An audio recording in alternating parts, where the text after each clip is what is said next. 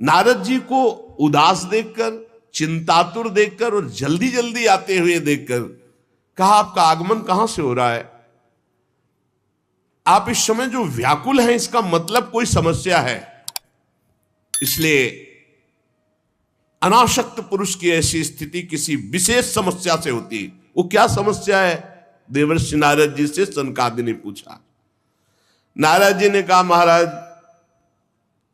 मैं सर्वोत्तम लोक पृथ्वी लोक को इसलिए मानता हूं कि यहां बड़े बड़े महाभागवत भगवान के भजन करने वाले हैं।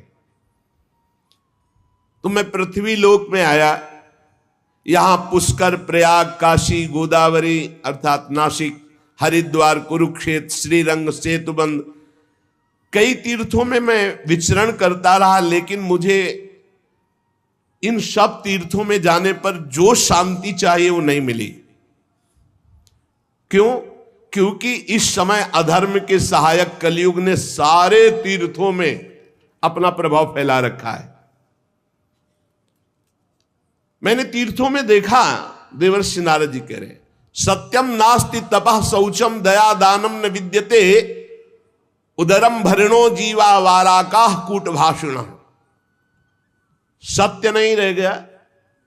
तपस्वी, शुद्ध तपस्या, जो बाहर भीतर की पवित्रता, दया, दूसरों के सुख के लिए दान, ये सब जा रहा है कलयुग का प्रभाव।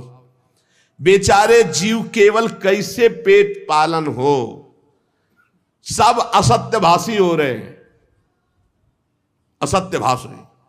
देवर्षि नारद जी कह रहे, कोई बिरला भगवान का आश्रित जो भगवत मार्ग में निरंतर चित्त को जोड़े हुए, उसी के ऊपर कलयुग का प्रभाव नहीं तो कह रहे हैं कि सब असत्य भाषण और आलसी, मंद बुद्धि, भाग्यहीन, उपद्रव करने वाले, उद्दंडता करने वाले।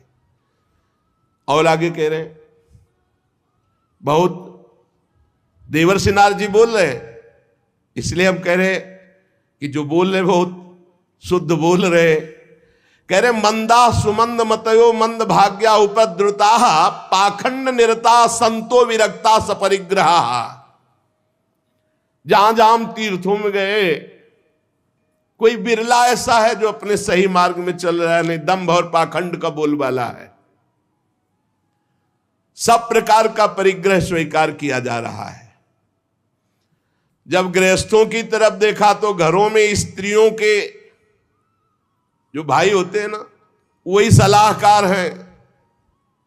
देवर्षि नारद जी बोल रहे हैं, कलयुग का प्रभाव। तरुणी प्रभुता गेहे श्यालको बुद्धिदायका, श्री सदगुरु बुद्धिदायका। कलयुग में नहीं, तरुणी प्रभुता गेहे श्यालको बुद्धिदायका। और बोले, लोभ से कन्या विक्रीणो लोभा दंपति नाम च कलकनम। इस कलयुग ने ऐसी दुर्गति कर दी है। क्रय विक्रय सामान वस्तुओं की किया जाता है कि लड़का किया जाता है। तुम्हारे लड़का, उसके लड़की हो बेचारे की जितनी श्रद्धा होगी वो देगा ही। ये दहेज मांगना, दहेज लेना इच्छा से युक्त होकर नहीं, हमारे पूर्व से चला रहा है। कन्या वाला जितनी सामर्थ होती खूब भावपूर्वक वर पक्ष को देता रहा है, उसका भाव रहा है। लेकिन वर पक्ष मांग करके वैसे घर में नई साइकिल नहीं, लड़का मोटरसाइकिल के लेगा तब ही चलेगा, दुल्हन भी ले। केवल तुम लड़का हो इसलिए, और वो पढ़ लिख करके घर परिवार से आपके पास आ रही है, पूरे जीवन आपकी सेवा करेगी। तुम्हें ये नहीं समझ में आ रहा, तुम्हें चाहिए कमा करके। अरे हमें तो लगता है कि कार वगैरह व्यवस्था तो देनी चाहिए लड़की वाले को, कि हमारे कुल चलाने के लिए लड़की दी, तुम्हें कभी कोई कष्ट ना पड़े। लड़की वाला बेचारा देता है ऊपर से, और वो मांग करते हैं। स्त्री पुरुष फिर भी आपस में कलह, बड़ा विचित्र। महाराज देवर्षि नारद जी सनकादि से कह रहे, महात्माओं के आश्रम में गया, तीर्थों में गया, पावन नदियों में गया, यहां सब दुष्टों ने देवालयों को नष्ट कर दिया। कलयुग का ऐसा प्रभाव हो रहा है कि शुद्ध योगी मिलना, सिद्ध मिलना, सिद्ध ज्ञानी मिलना, सिद्ध भक्त मिलना, सिद्ध सत्कर्मी मिलना बड़ा कठिन हो रहा है। न योगी नैव सिद्धो वा न ज्ञानी सत्क्रियो नरा कलिदावा नले नाद्य साधनम भस्मताम गतम। भ्रष्टाचार फैला रहा है कलयुग। सारे साधन इस समय कलि रूपी दावानल से भस्म हो रहे हैं। हमने देखा कि बाजारों में अन्न बिकने लगा है, पहले अन्न नहीं बिकता था। देवर्षि नारद जी कह रहे कैसा कलयुग का प्रभाव बढ़ गया है। अट्टशूला जनपदा शिवशूला दुजातय कामिन्य केशशूलिन्य संभवंती कलाविहि। दुजातय जो विप्रजन है वो पैसा लेकर के वेद पढ़ाते हैं, तो फिर परिवार कैसे चले? नहीं, वेद पढ़ाते थे वो तो गुरु दक्षिणा में या कार्य की पूर्णता में जजमान तो खुद देता था, मांगने को नहीं कहा गया। गोस्वामी तुलसीदास जी ने भी कहा बेच ही वेद धर्म दुहि ले ही। पैसा तय करके वेद का पाठ करना या शास्त्रों का श्रवण कराना, ऐसा निषेध ये कलयुग का प्रभाव है। देवर्षि नारद जी कह रहे हैं तस्मात् शास्त्रम प्रमाणम कामिन्यः केशशूलिन्यः संभवन्ति कलाविहा। इस कलयुग ने ऐसा भ्रष्टाचार मचा दिया कि चरित्र बेच करके लोग जीवन यापन करना चाहते हैं। बड़ा विचित्र है। बोले चरित्र बेच करके उदर पोषण करने की वृत्ति, ऐसा दिमाग। नौकरी मिल जाए, रुपया मिल जाए, पद मिल जाए, चरित्र चला जाए, उसका कोई महत्व तो नहीं। ऐसा कलयुग बुद्धि को भ्रष्ट कर देता है। एवं पश्यन कलेर दोषान पर्यटन नवनीमहम यामुनम तटमापन्नो यत्र लीला हरेरभूत। मैं ऐसे विचरण करते हुए भयानक कलयुग के दोषों को देखता हुआ परम पावन यमुना जी के पुलिन पर विराजमान जो श्री वृंदावन धाम है, जहां भगवान श्री कृष्ण की नित्य लीला हो चुकी है, हो रही है और होती रहेगी। तत्राश्चर्यम मया दृष्टम सूर्यताम तन्मुनीश्वरा एका तु तरुणी तत्र निषण्णा खिन्न मानसा। मुनिवरों, मैंने एक बड़ा आश्चर्य देखा वृंदावन में। वहां एक बड़ी तेजोमयी दिव्य युवती खिन्न मन से बैठी है, उसके पास दो पुरुष वृद्धावस्था को प्राप्त अचेत पड़े हुए सांस ले रहे हैं। वो तरुणी बार बार उन दो वृद्ध पुरुषों की सेवा करके जगा रही है, दुलार कर रही है, पर वो जगी नहीं रहे। तरुणी खिन्न मानसा, बहुत उदास है। दश दिक्षु निरीक्षन्ति रक्षितारम निजम वपुः विज्यमाना सतस्त्रिभिर बोध्यमाना मुहुर्मुहु। वो दसियों दिशाओं में देख रही कि कोई मेरा सहयोगी आ जाए और इन दो को चेतना दिला दे। बार बार वो वस्त्र से पंखा झल रही, उन्हें चेतना लाने की कोशिश। मैंने ये दूर से चरित्र देखा, कौतूहलवश पास गया। वो दिव्य तरुणी खड़ी हुई और प्रणाम करके व्याकुल होकर मुझसे कहने लगी, देवर्षि नारद जी, एक क्षण ठहर जाइए, मेरी चिंता को दूर कर दीजिए, क्योंकि आप जैसे संतों का दर्शन समस्त चिंता और पापों को नष्ट करने वाला होता है। आपके वचनों से मेरे दुख की बहुत कुछ शांति हो जाएगी, मुझे विश्वास है। क्योंकि यदा भाग्यम भवेद भूरि भवतो दर्शनम तदा। जब मनुष्य के बहुत बड़े भाग्य उदय होते तब आप जैसे संतों के दर्शन होते हैं। नारद जी ने कहा कि देवी तुम कौन हो, बहुत तेजस्वी हो, और ये दोनों वृद्ध पुरुष कौन है तुम्हारे जो तुम इनकी सेवा कर रही हो, और बहुत सी कमल नयनी देवियां तुम्हें घेरे हुए हैं। तुम विस्तार से अपने दुख और अपना परिचय बताओ, दुख का कारण और परिचय। तो उस दिव्य युवती ने कहा, अहम भक्ति रीति ख्याता इमऊ में तनयो मतौ ज्ञान वैराग्य नामानौ काल योगे न जर्जरौ गंगाद्या सरितश्चेमा मत सेवार्थम समागता। मेरा नाम भक्ति है। ये मेरे पुत्र हैं जो वृद्ध हो गए ज्ञान और वैराग्य। समय के प्रभाव से, कलयुग के प्रभाव से मेरे पुत्र वृद्ध हो गए ज्ञान और वैराग्य। ये जो मेरी सेवा में है ये गंगादि दिव्य नदियां हैं। मैं समस्त देवियों से सेवित हूं क्योंकि प्रेम लक्षणा भक्ति हूं। तपोधन मैं अपनी कथा सुनाती हूं और सुनकर आप मुझे शांति प्रदान करें। मैं द्रविड़ देश में उत्पन्न हुई, कर्नाटक में बड़ी, कहीं कहीं महाराष्ट्र में सम्मानित हुई, गुजरात में मुझे थोड़ा बुढ़ापा जैसा लगा। घोर कलयुग के प्रभाव से पाखंडियों ने मुझ भक्ति को क्षीण कर दिया है। पाखंड में बहुत काल से मैं दुर्बल, निस्तेज, अपने पुत्रों सहित। पर जब मैं वृंदावन आई तब तो मैं तो सुंदरी स्वरूप नवयुवती हो गई, लेकिन मेरे पुत्र वैसे की वैसे ज्ञान वैराग्य। भक्ति कह रहे मैं तो तेजस्विनी हो गई वृंदावन में, लेकिन ज्ञान वैराग्य को यहां। अब ये मेरे पुत्र ऐसे वृद्ध पड़े हैं, हम इनको छोड़कर मैं कहीं जा नहीं सकती। जरठत्वम क्षमायातौ तेन दुखेन दुखिता साहम तु तरुणी कस्मात सुतो वृद्धा विमोकुता। बड़ी समस्या है, माता जवान और बेटे बूढ़े, मैं दुखी हूं। हम तीनों एक साथ रहते हैं, ज्ञान वैराग्य भक्ति। फिर ये विपरीतता क्यों?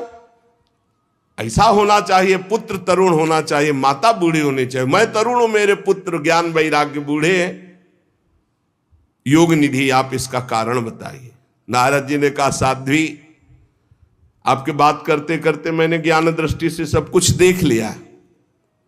तुम्हें विषाद नहीं करना चाहिए, भगवान श्री हरि तुम्हारे अधीन है।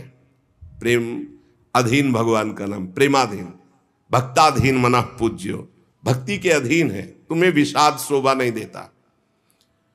सूत जी कहते हैं मुनिवर नारद जी ने एक क्षण में ही सब कारण जान लिया और नारद जी ने कहा देवी सावधान होकर सुनो, ये दारुण कलयुग है। इसी से इस समय सदाचार, योग मार्ग, तपस्या, सब मार्ग, भगवत मार्ग जितने हैं प्रायः ये गुप्त लुप्त होते जा रहे हैं। कलिकाल का ऐसा प्रभाव बढ़ता चला जा रहा है। हे देवी, जना अघासुरायन्ते साठ्य दुष्कर्म कारिणा। सबका मन दुष्टता में ज्यादा लगता है। दुष्कर्म करना, पापाचरण करना, जो मन बुद्धि है ये ज्यादातर पाप कर्म के कभी नहीं अघाते हैं।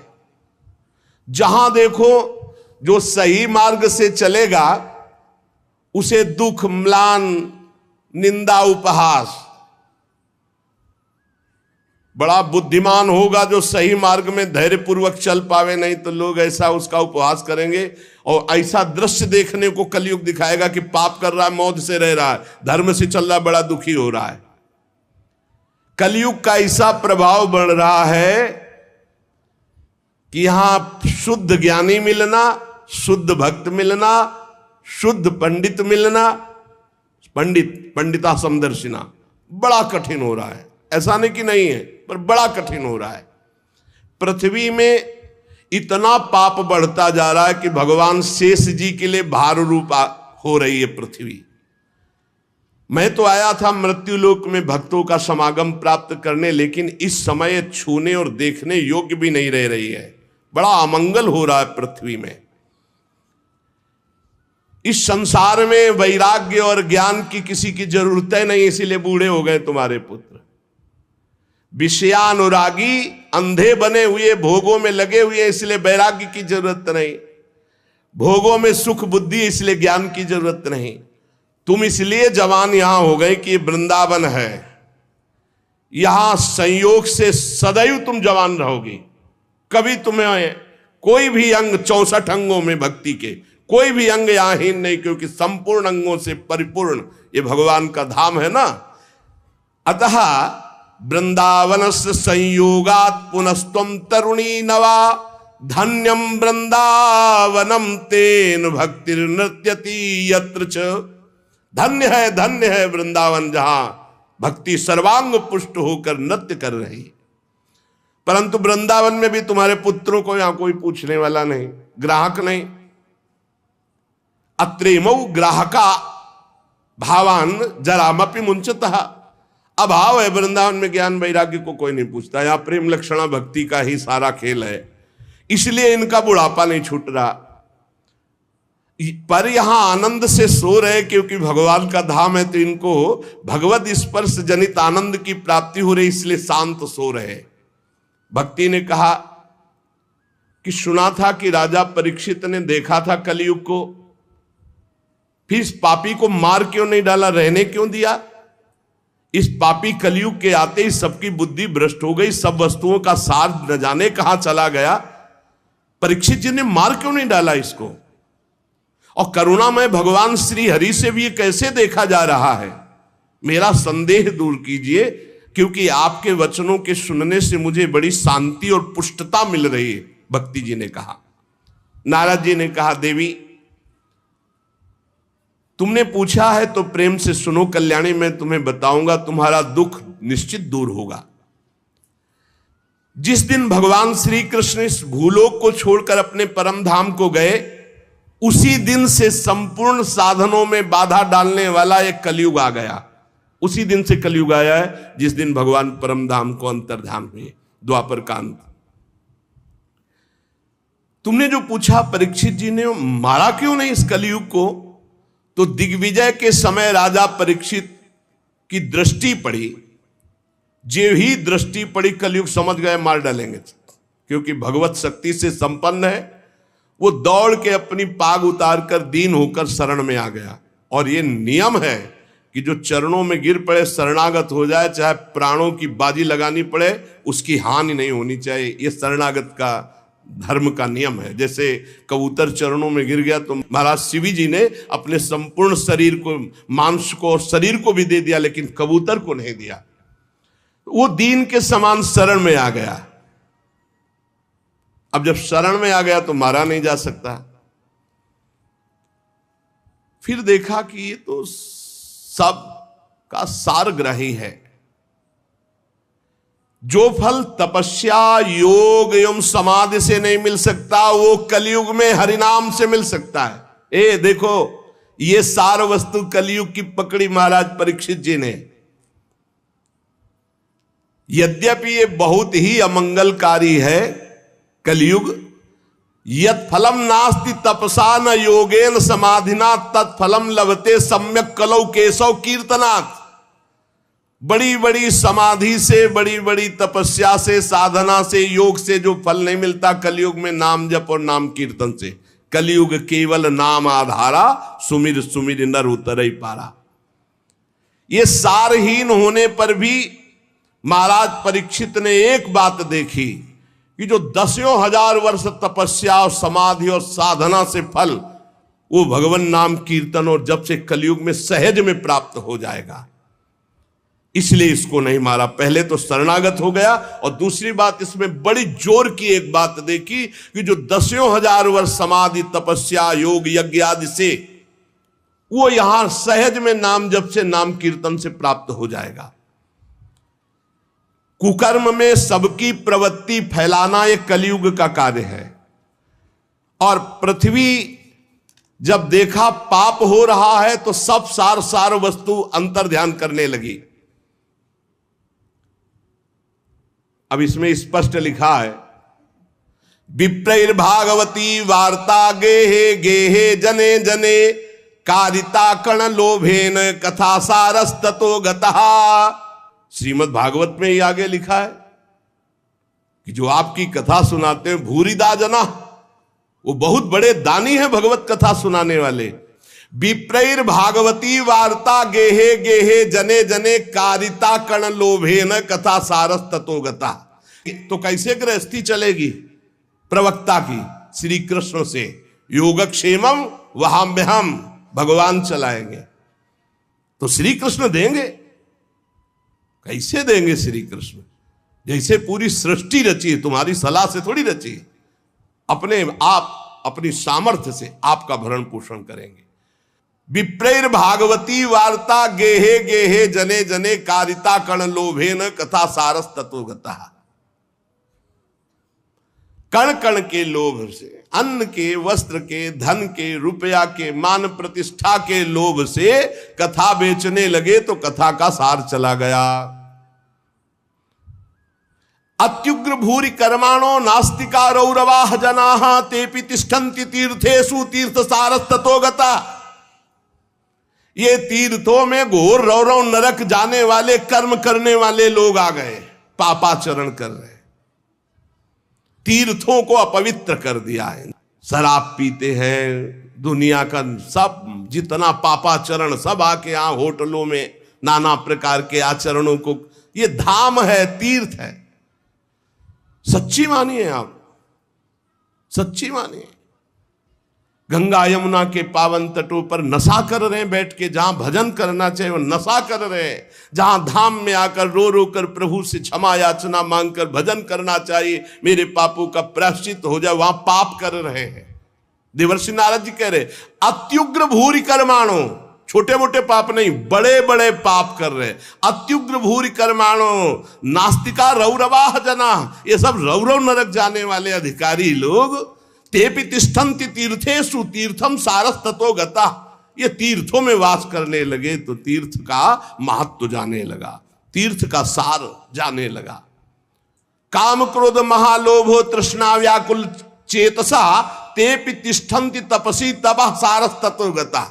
ये तपस्वी का भेष बनाने वाले, काम क्रोधी लोभ मोह तृष्णा व्याकुल चित्त वाले, ये तपस्या का नाटक करने लगे, इसलिए तपस्या का ढोंग करने से तपस्या का सार चला गया। तो लोभ दंभ और पाखंड का आश्रय लेने से ये संत भेष का महत्व जा रहा है। देवर्षि नारद जी और भक्ति का संवाद हो रहा है। शास्त्र अभ्यास केवल किया जा रहा है, भगवत प्राप्ति के लिए नहीं, विकारों पर विजय प्राप्त करने के लिए नहीं, भगवत ध्यान के लिए नहीं। पंडितास्तु कलत्रेण रमन्ते महिषायु पुत्रस्योत्पादने दक्षा अदक्षा मुक्ति साधने। और न ही वैष्णवता कुत्र संप्रदाय पुरःसरा एवं प्रणेताम प्राप्तो वस्तु सारा स्थले स्थले। जो संप्रदायाचार्य द्वारा सिद्धांत वर्णन की हुई वैष्णवता है, कहीं कहीं किसी में देखी जाती है, नहीं तो सब मनमानी आचरण, मनमानी आचरण। इसलिए वैष्णवता का सार लुप्त हो रहा है। कलयुग ने ऐसा पाए जान जगत, हरिवंश महाप्रभु, पाए जान जगत में सब जन कपटी कुटिल कलयुगी टंचु।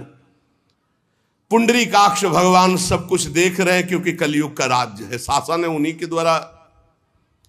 इति तद्वचनम श्रुत्वा विस्मयम परमम गता भक्ति रुचे वचो भूया सूर्यताम तच्च शौनक।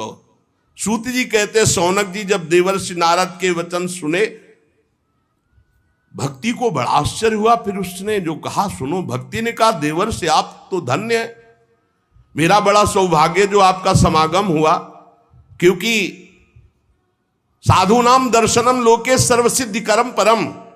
भगवत प्रेमी महात्मा का दर्शन इस समस्त सिद्धियों को प्रदान करने वाला होता है। धन्योस्मि मद्भाग्येन समागता। भक्ति कह रही है धन्य है मेरे भाग्य जो समागता, आपका दर्शन हुआ, आपसे संभाषण हुआ, आपका समागम मेरे अहो भाग्य धन्य। स्वयं भक्ति कह रही है सुरर्षे त्वम ही धन्योस्मि मद्भाग्येन समागता साधु नाम दर्शनम लोके सर्व सिद्धि कर्म परम। आपका केवल एक बार उपदेश धारण करके कयाधु कुमार प्रहलाद ने भक्ति की ध्वजा फहरा दी, माया पर विजय प्राप्त कर ली। आपका उपदेश प्राप्त करके ध्रुव पद को प्राप्त कर लिया। आप सर्व मंगल में साक्षात श्री ब्रह्मा जी के पुत्र हैं। हे देवर्षि नारद जी, मैं आपको नमस्कार करती हूं। नारद जी ने कहा कि भक्ति तुम खेद में अपने को मत डालो, चिंता तो मत हो, भगवान श्री कृष्ण के चरण कमलों का चिंतन करो। भगवान की कृपा से सारे दुखों का नाश हो जाता है। दुख नाश का उपाय क्या? भगवान का चिंतन करो। जब दुख आपको घेरने लगे तो और गाढ़ चिंतन करो, दुख से बच जाओगे, वो दुख आप पर प्रभाव नहीं डाल पाएगा। जिन्होंने कौरवों के अत्याचार से द्रौपदी की रक्षा की, गोप सुंदरियों को सनाथ किया, वो श्री कृष्ण कहीं चले थोड़ी गए हैं। फिर तुम तो भक्ति हो, श्री कृष्ण को प्राणों से भी अधिक प्यारी हो, चाहे जैसा पापी पति नीच हो। अहो वत्सपतो गरियान यज्जिभ्यागे वर्तते नाम तुभ्यम।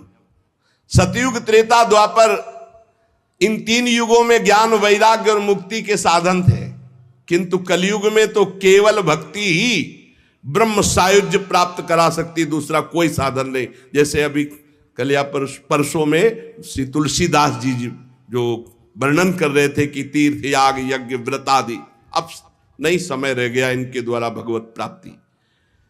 ये सोचकर ही परमानंद चिन्ह मूर्ति ज्ञान स्वरूप श्री हरि ने अपने सत स्वरूप से तुम्हें रचा है। तुम साक्षात श्री कृष्ण की परम प्रिय हो, परम सुंदरी हो। एक बार जब तुमने हाथ जोड़कर पूछा था कि मैं क्या करूं, तब भगवान ने यही आज्ञा थी कि मेरे भक्तों का पोषण करो। तुमने भगवान की आज्ञा स्वीकार की, तुम पर भगवान बहुत प्रसन्न है। तुम्हारी सेवा करने से मुक्ति को तुम्हारी दासी के रूप में दिया है। भक्ति की दासी क्या है? मुक्ति। ज्ञान वैराग्य तुम्हें पुत्र रूप में दिए। वैसे तो तुम साक्षात भगवान के समीप रहती हो, पर कभी कभी भूतल पर अपने भक्तों का पोषण करने के लिए तुम भ्रमण करती हो। कहां समीप रहती? भगवान के धाम में। यहां नित्य शाश्वत प्रेम लक्षणा भक्ति विराजमान रहती है। तुम मुक्ति रूपी दासी ज्ञान वैराग्य रूपी पुत्र को लेकर पृथ्वी तल पर सतयुग से द्वापर पर्यंत बड़े आनंद से रहे, पर कलयुग में तुम्हारी दासी मुक्ति पाखंड रूप रोग से पीड़ित होकर क्षीण हो गई, इसलिए वो तो भगवान के पास चली गई। अब जब भगवान जिसको मुक्ति देंगे वही मुक्त हो सकता है। अब इस लोक में तुम्हारे पास बचे ज्ञान और वैराग्य, वो बूढ़े हो चुके हैं, ज्ञान वैराग्य काम नहीं कर रहा, पर वो तुम्हारे पास ही हैं। कलयुग के कारण तुम्हारे पुत्र उत्साहहीन वृद्ध हो गए हैं, पर चिंता मत करो, मैं संकल्प लेता हूं इनका नव जीवन, ज्ञान वैराग्य को मैं जागृत करूंगा। सुमुखी, कलयुग में बहुत बड़े दोष हैं, पर कलिना सदृशा कोपि युगो नास्ति वरानने तस्मिस्त्वाम स्थापिष्यामि गेहे गेहे जने जने। इसमें बड़ा भारी गुण है, भगवान के नाम कीर्तन से परम पद प्राप्त होता है। मैं घर घर में भक्ति का स्थापन करूंगा, तुम चिंता मत करो। देखो, अन्य सब धर्मों को दबाकर भक्ति विषयक महोत्सवों को यदि आगे ना रखूं, घर घर में तुम्हारा प्रचार न कर दूं, तो मैं भगवान श्री हरि का दास नहीं। तुम निश्चिंत हो जाओ। तदा ना हम हरे दासो लोके त्वाम न प्रवर्ते। अगर भक्त ये कभी कह दे तो निश्चिंत हो जाना, तो वो करे न करे, उसका जो संबंध हुआ उससे हरि कर देंगे। अपनो परण विसार भगत को पूरो परण निभाऊं। अगर कभी भक्त उत्साह में आकर कह दे कि जा तुम्हारा परम कल्याण निश्चित है, नहीं तो मैं भगवान का दास नहीं, परम कल्याण निश्चित है, तुम बेपरवाह हो जाओ, कौन हो, कहां के हो, कैसे हो, इससे मतलब नहीं। अपनो परण विसार भगत को पूरो परण। देवर्षि नारद जी ने कहा तदा ना हम हरे दासो लोके त्वाम न प्रवर्तते। मैं भगवान का दास नहीं कहलाऊंगा अगर घर घर में तुम्हारी स्थापना न कर दे। इस कलयुग में जो जीव तुमसे युक्त होंगे, वो चाहे जितने बड़े पापी हों, वो भगवान श्री कृष्ण के अभय धाम को प्राप्त होंगे। जिसके हृदय में प्रेम लक्षणा भक्ति निवास करती है, उस पुरुष को यमराज कभी स्वप्न में भी नहीं देख सकते। जागृत की तो बात जाने दो, थोड़ी भी भक्ति जिसके हृदय में है, यमराज कभी नहीं देख सकते। देवर्षि नारद जी, जिनके हृदय में हे भक्ति महारानी आपका थोड़ा भी आदर है, उसे कभी प्रेत नहीं छू सकता। पक्की बात, ये विश्वास करो, ध्यान पूर्वक सुनो। एसाम चित्ते वासुदेव भक्ति, थोड़ी भी जो सर्वदा प्रेम रूपिणी नाते पश्यंत कीनासम स्वप्ने अमल मूर्त है, जो यमराज है वो स्वप्न में भी उसे नहीं देख सकते, जिसके हृदय में भगवान श्री हरि की भक्ति है, वसेत भक्ति, वासुदेव भक्ति।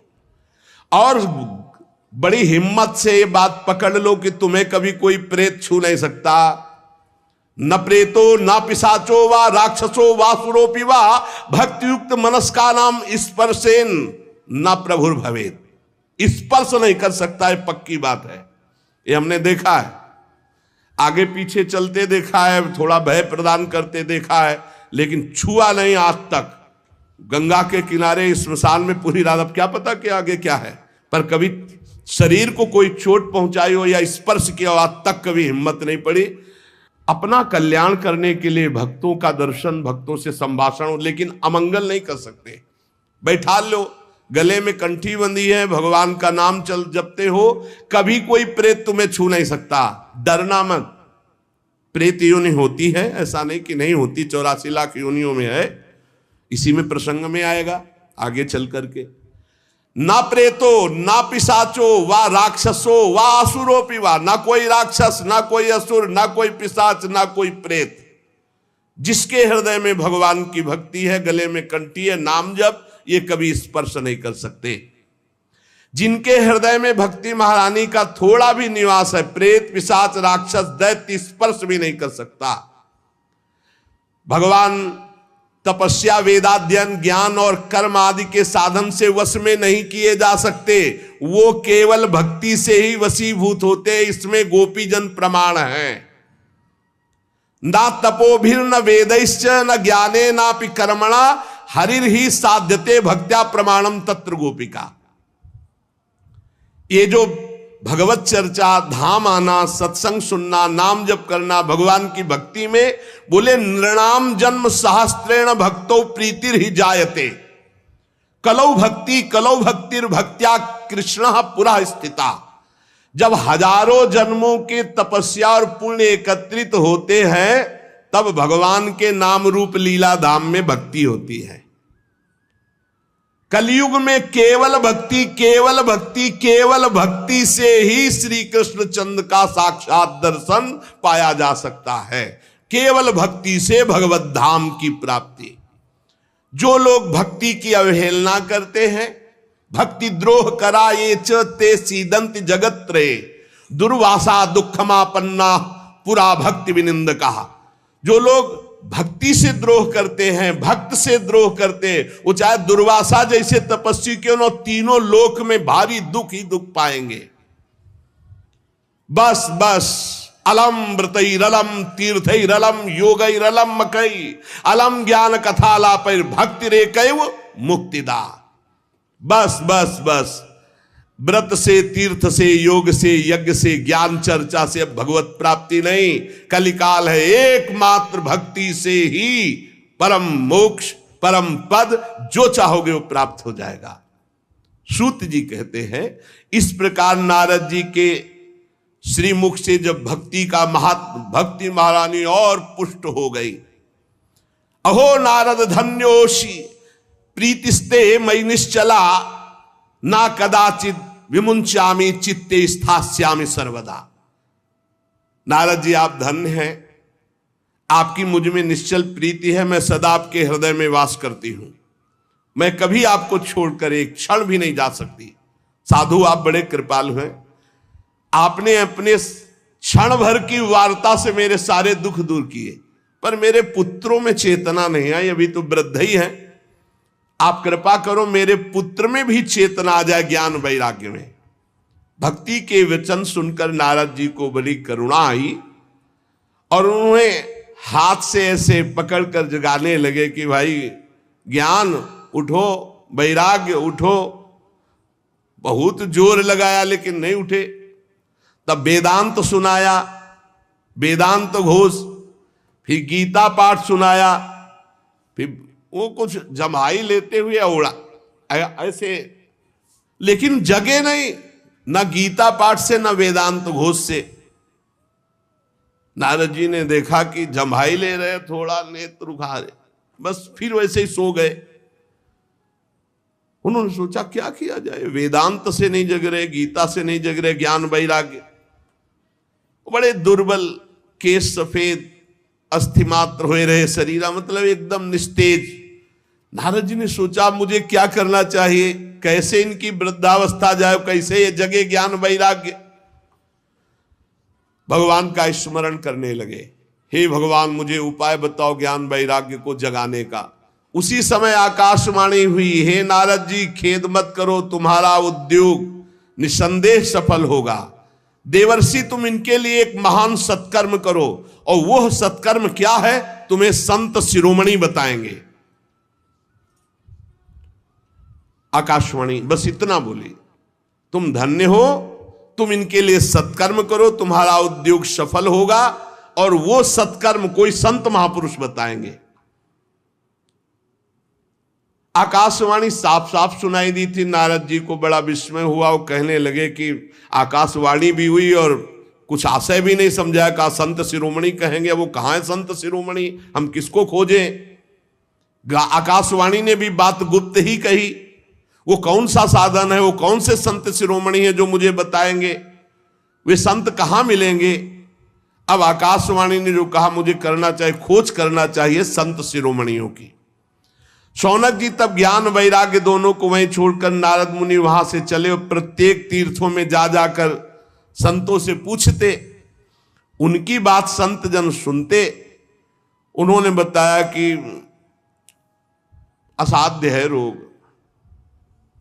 जब आप जैसे महापुरुष गीता सुना रहे हो, वेदांत सुना रहे हो, ज्ञान वैराग्य नहीं जग रहे, तो असाध्य ही है। कोई नारद जी के सामने नमन किए, मौने चल दिए, उत्तरे नहीं दिए। अब जहां जहां संतों में जाते तो संत जन यही कहते कि भाई सब संतों से बड़े तो नारद जी हैं। और जब नारद जी वेदध्वनि, वेदांत घोष और गीता पाठ बार बार सुनाया और ज्ञान वैराग्य नहीं जगाए जा सके, तो फिर और क्या हो सकता है। नारद जी तो स्वयं महाभागवत योगी राज हैं, दूसरे संत तो कैसे बताए। जब बहुत पूछा लेकिन सबने कहा दुस्साध्य है। नारद जी बहुत चिंतातुर हुए और बदरी वन में आए। ज्ञान वैराग्य को जगाने के लिए निश्चय किया कि मैं यहां कठोर तपस्या करूंगा। इसी समय भगवान की प्रेरणा से करोड़ों सूर्यों के समान तेजस्वी सनक सनंदन सनातन सनत कुमार दिखाई दिए। नारद जी बहुत आनंदित हुए, परस्पर नमस्कार हुआ। नारद जी ने कहा, महात्माओं इस समय बड़े भाग्य से मेरा आप लोगों के साथ समागम हुआ। आप मुझ पर कृपा करके शीघ्र वो साधना बतलाइए। आप सभी लोग बड़े योगी, बुद्धिमान, विद्वान हैं। आप देखने में 5-5 वर्ष के बालक से जान पड़ते हैं, किंतु हैं सबके पूर्वजों के पूर्वज। आप सदैव वैकुंठ धाम में निवास करते हैं और निरंतर हरिनाम कीर्तन करते रहते हैं। भगवत लीलामृत का रसास्वादन करके उन्मत्त रहते हैं। भगवान की चर्चा ही आपका जीवन है। सदा वैकुंठ निलया हरि कीर्तन तत्पराः लीलामृत रसोन्मत्ता कथा मात्रैक जीवना। कथा ही आपका जीवन है और हरि कीर्तन अमृत का, लीलामृत का पान करके उन्मत्त बने रहते हैं। और हर समय हरि शरण में वही नित्यम मेषा मुखे वचः अतः काल समादिष्टा जरायुष्मान न बाधते। हर समय आपके मुख से निकलता रहता है हरि शरणम हरि शरणम हरि शरणम। इस महामंत्र के कारण काल प्रेरित वृद्धावस्था आपको छू नहीं सकती। हरि शरणम, आपको कोई बाधा नहीं पहुंचा सकता। किसी भी लोक में आप कहीं भी जा सकते हैं। आपके भ्रूभंग मात्र टेढ़ी होने पर भगवान के द्वारपाल जय विजय तुरंत पृथ्वी लोक में गिर पड़े थे और आपकी ही कृपा से पुनः वैकुंठ लोक पहुंचे।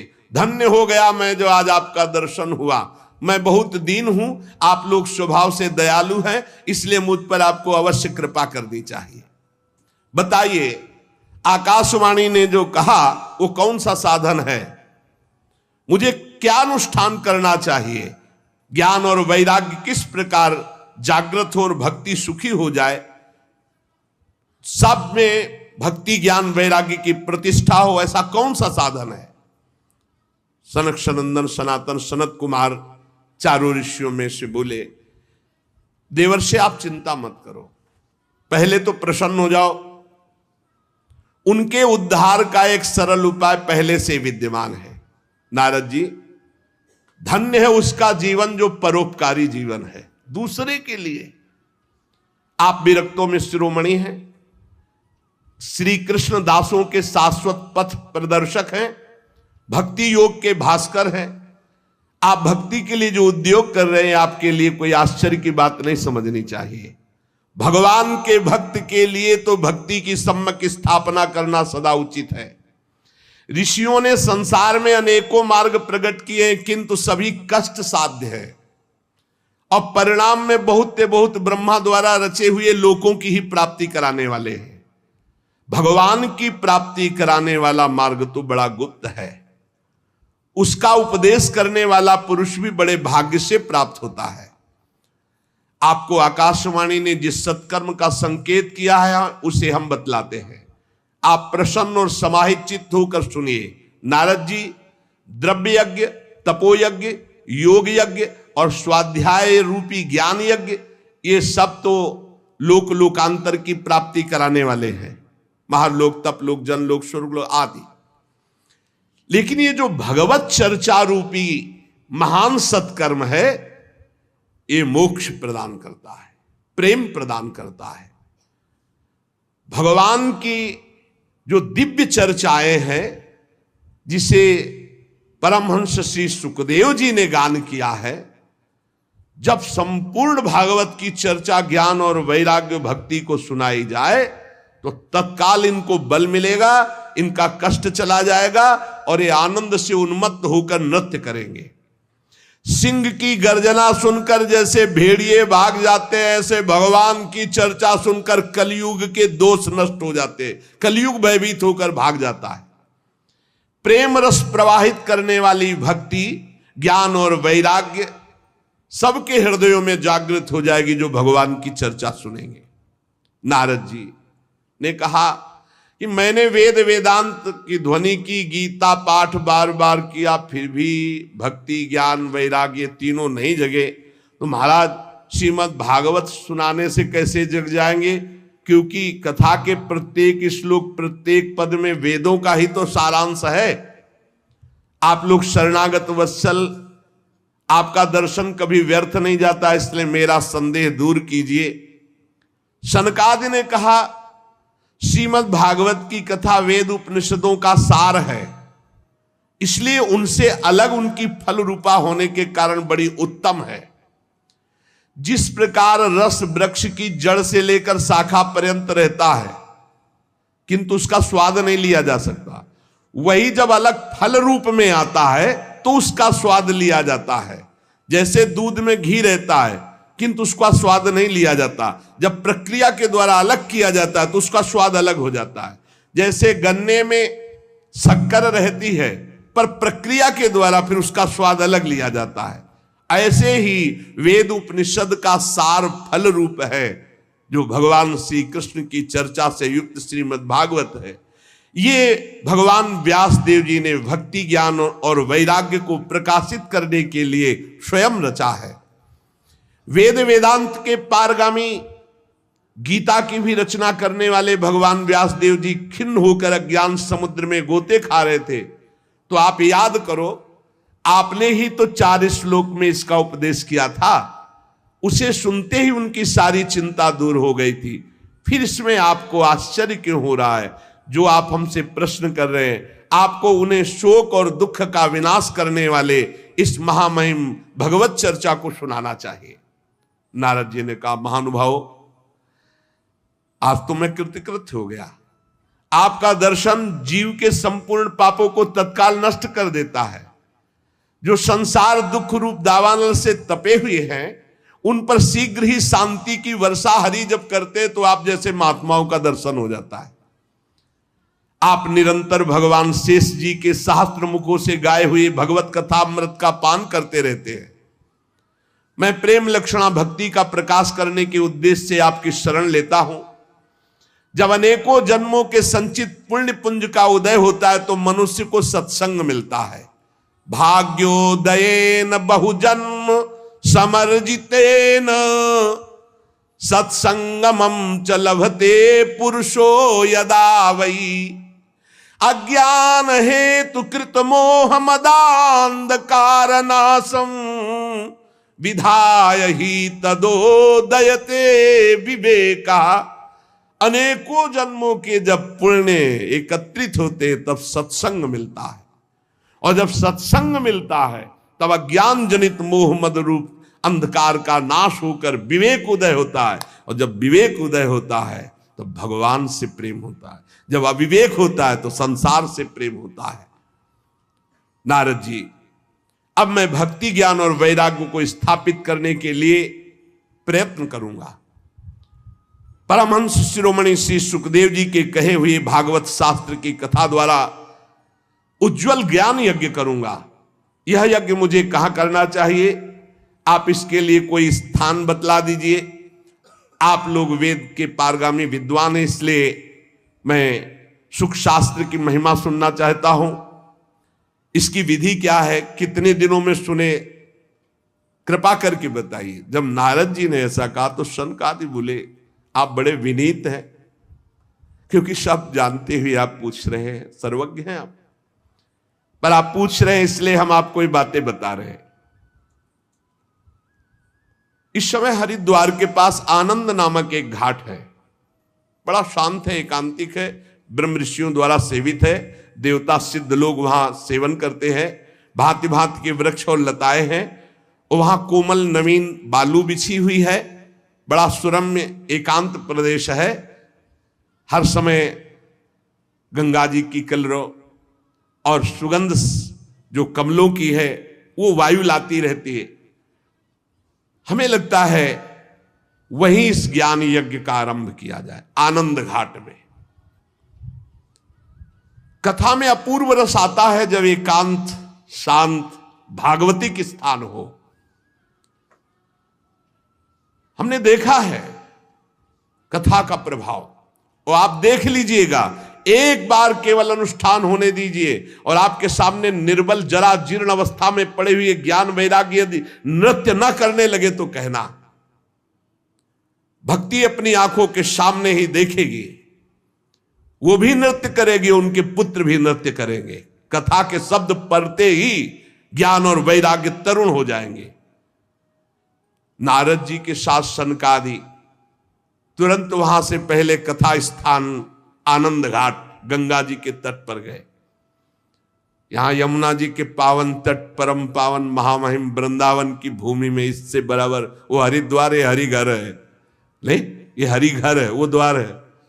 द्वार से जिस समय तट पर पहुंचे तो सर्वत्र सिद्धों ने ये सूचना पहुंचा दी कि बहुत बड़ा ज्ञान यज्ञ होने वाला है।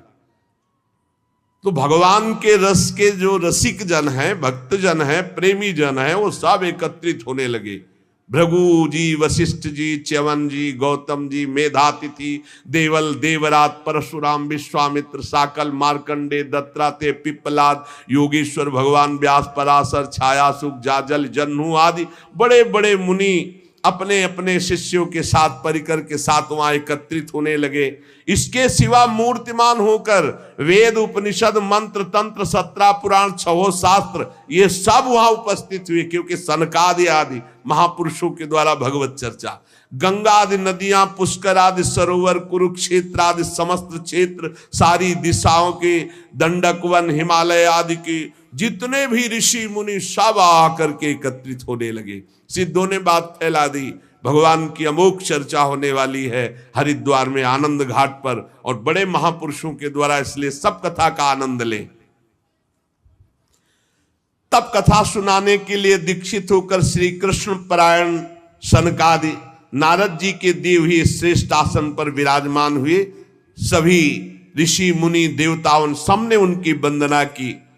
श्रोताओं में वैष्णव, विरक्त, सन्यासी, ब्रह्मचारी ये आगे बैठे। सबके आगे देवर्षि नारद जी, एक और ऋषिगण, एक और देवतागण, एक और वेद उपनिषद, एक और तीर्थ, और दूसरी ओर जन साधारण स्त्री पुरुष, ये सब ऐसे विभाग करके कथा सुनने के लिए विराजमान हुए। उस समय बड़ी जोर की पुष्प वर्षा हुई आकाश से, जय जयकार नमस्कार और शंखों की ध्वनि होने लगी। फूलों की वर्षा, जो विमान पर चढ़कर देवता लोग सब ऋषियों के ऊपर कल्प वृक्ष के फूल बरसा रहे थे।